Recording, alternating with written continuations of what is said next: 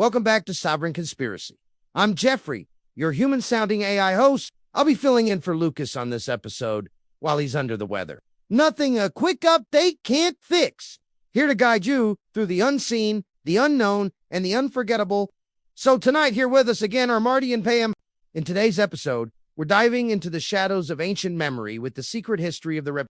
From biblical serpents to Sumerian gods, from whispered conspiracies to revered deities. This episode unpacks the persistent presence of serpent beings in global mythologies and religions.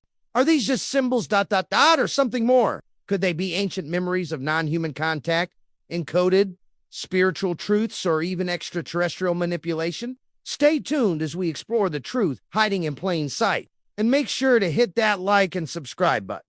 Well, without further ado, let's begin.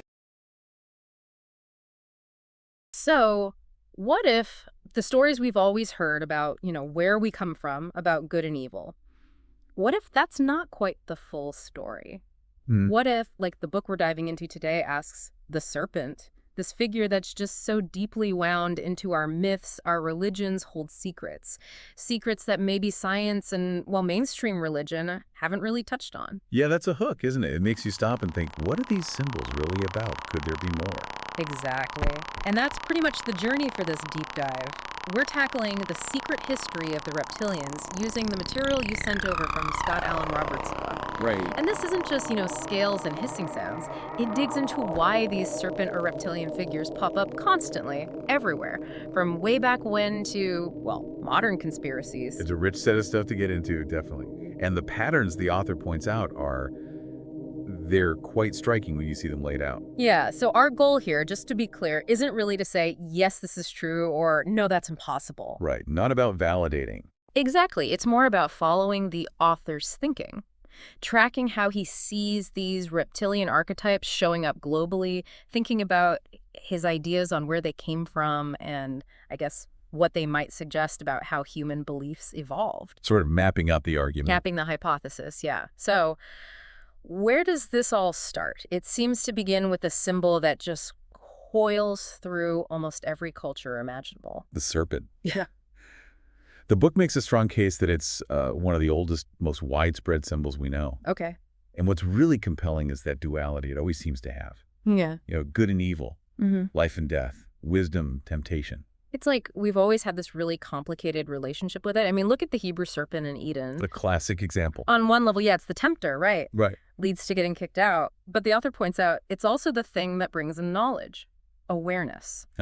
It's this catalyst for change. Isn't that interesting? The act called disobedience is also framed as like gaining understanding. It really is. It makes you question whether that knowledge, even if it was forbidden, was actually negative or maybe just a necessary step. And then you jump across the world and you get something totally different with the Mayan Quetzalcoatl. Oh, right. The feathered serpent.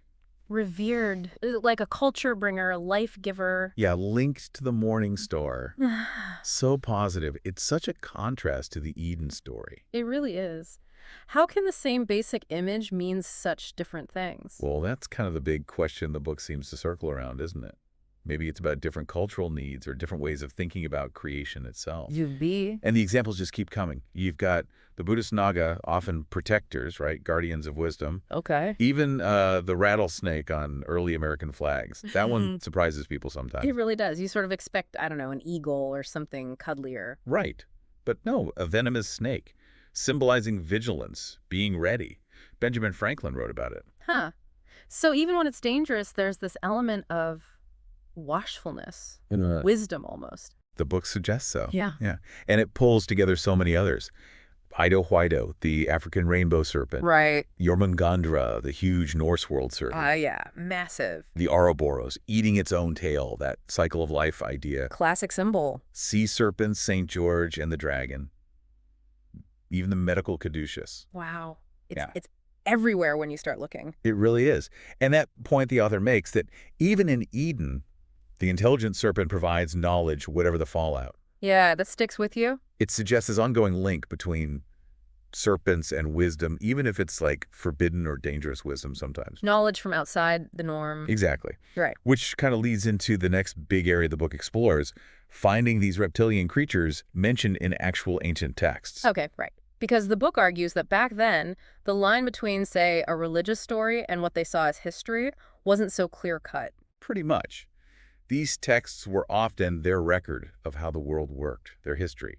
So when they talk about reptilian beings, the author's saying, maybe we should look at that in context, not just dismiss it as pure fantasy. So what examples does the book bring up here? Well, it circles back to Genesis first, Nachash and Eve, but looking at it through this lens. Okay. But then it brings in others, like Oannes, this Babylonian figure, half fish, half man. Right, sounds kind of amphibious or reptilian. Yeah, supposedly came out of the Persian Gulf, taught humans civilization, arts, writing, the works. Definitely blurs the lines between human and something else. Any others? Let's see, the Canaanite goddess Ketesh, often shown with serpents. Divine connection.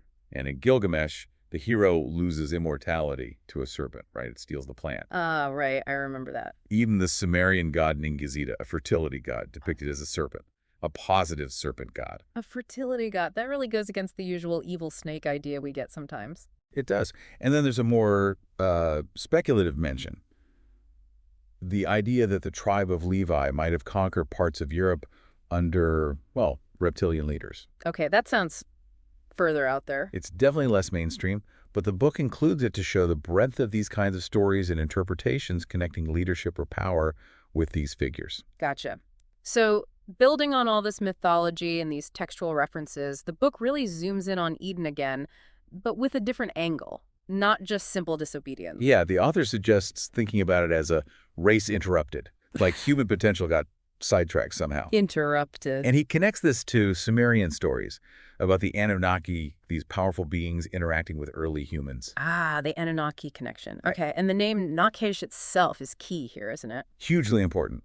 The book stresses it means more than just snake. It's also trickster, magician, but also bringer of knowledge, illuminator, bright shining one. Bright shining one. Wow, that sounds almost divine or angelic, not just like a garden snake. Exactly. Which ties into another point the book makes about Elohim, often translated as God, singular. But it's plural, right? It's plural, suggesting maybe a council. And these Elohim are also called bright shining princes of heaven. See the echo. Yeah. Shining one, shining princes. It makes the Eden story seem much more complex than just God versus snake. Maybe it's about different factions of these beings. That's kind of the implication the author explores. And it's not just Near Eastern stories. The book looks at parallels in African, Native American, Lakota creation myths too. What kinds of parallels? Recurring themes like people originally living underground or beings coming down from the sky, mixing with humans. Similar ideas popping up independently. It seems that way. It makes you wonder if there's some shared deep human memory or fascination being expressed in different ways. Which brings us towards more modern ideas, doesn't it? Like Sicaria Sitchin, ancient aliens, and this whole reptilian overlord theme. Right. The book puts Sitchin's theories, Nibiru extraterrestrials founding civilization, into that ancient alien context. And within that, the Anunnaki often get cast as these reptilian figures, manipulating humanity. Exactly. That's become a really common thread in modern conspiracy circles, building on Sitchin's interpretations. But the book we're looking at is also critical of Sitchin's actual scholarship, particularly the language stuff. It is, yeah.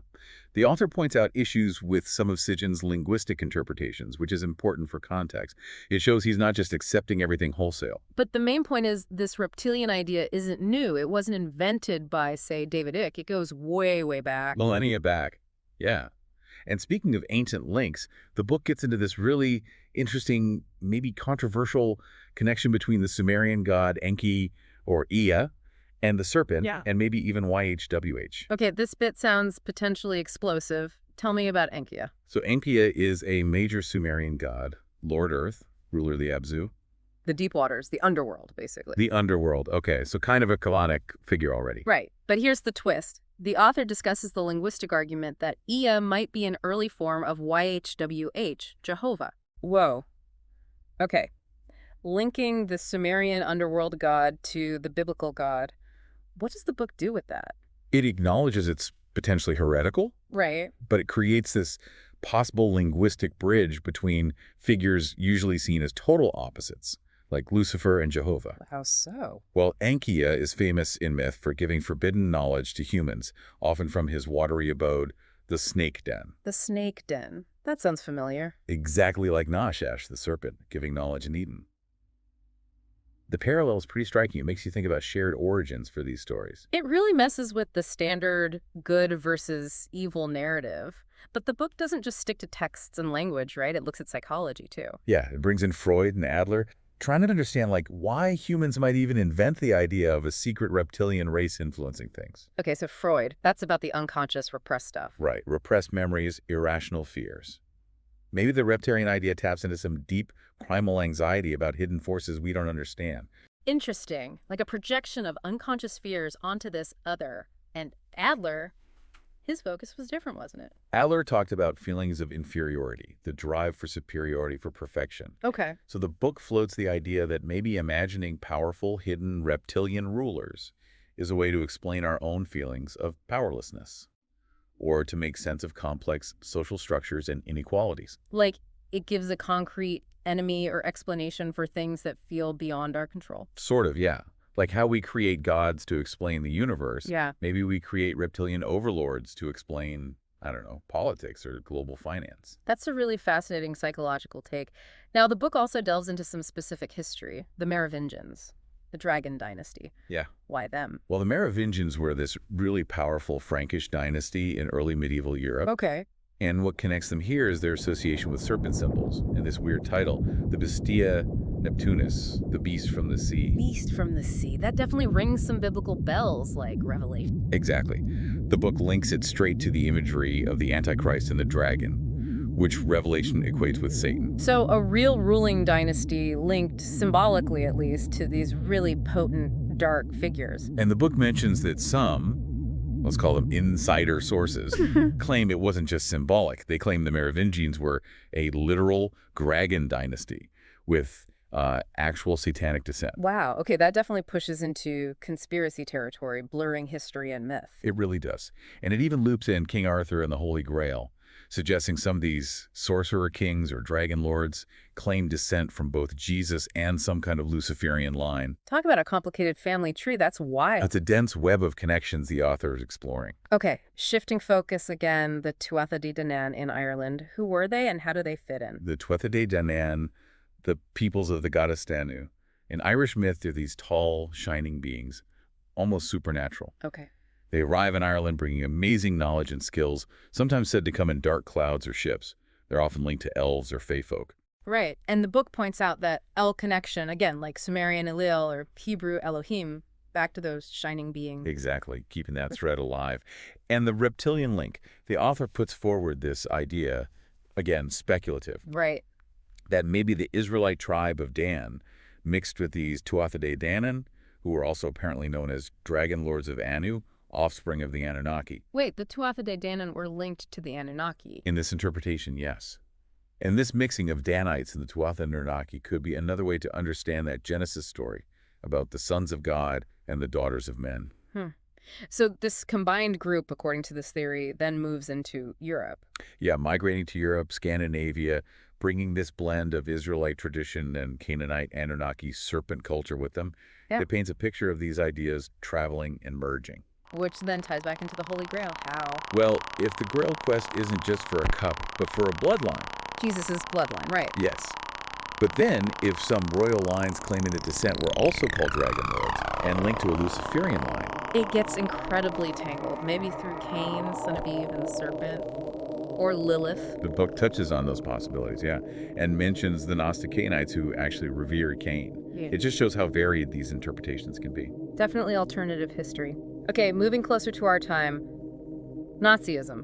What's the connection there? Seems like a jump. It does, but the book looks at the occult roots, specifically the Thule Society. Ah, the occult group behind some early Nazi ideology. Exactly, and their obsession with Aryan supremacy. The book mentions figures like Guido von List and Lance von Liebenfels who push these racist occult ideas about a superior Aryan race destined to rule. Horrifying stuff. And wasn't there some kind of blood declaration? Yeah, the Thule Society's blood declaration of faith explicitly rejecting Jewish or non-white heritage. It shows how these esoteric ideas fueled real-world hatred. Lance von Liebenfels genuinely saw it as God-ordained. And Madame Blavatsky's theosophy influenced them too. Her book, The Secret Doctrine, was apparently influential, yes. It's this disturbing mix of occultism and racist ideology. A dark chapter, for sure. Okay, finally, bringing it right up to date. David Icke. Can't really talk about modern reptilian theories without mentioning ick, can you? Pretty much the face of it now. The book gives him a brief mention, his claims about good and bad reptilians, shape-shifting, especially among royalty and world leaders. Right. The author even met him, apparently. Yeah, it mentions a personal encounter. Just kind of highlights how these ancient serpent, dragon, reptilian themes are still very much alive, just in a modern conspiratorial form. It really is fascinating, and maybe a bit unsettling, how persistent these ideas are. It definitely speaks to the power of these archetypes, doesn't it? And maybe this ongoing human need to find explanations for hidden power. So let's try and wrap this up. We've gone on quite a journey through this book's ideas, tracing this serpent thread from ancient myths, through texts, dynasties, folklore. Looking at linguistic links, psychological angles, right up to modern conspiracies. Yeah, and like we said at the start, the goal was really just to explore the ideas the author presents, follow the connections he makes, without necessarily signing off on them. Exactly. Understand the shape of the argument, the patterns he sees. Which leads us to that final thought, maybe for everyone listening. Given how absolutely everywhere these serpent and reptilian images seem to be, throughout all of human history like this book lays out, what deep human need or maybe experience are these symbols trying to express? Good question. Is it just a warning? Is it about wisdom? Is it a reflection of our fears? Something else? What kind of stands out the most to you after digging into all this?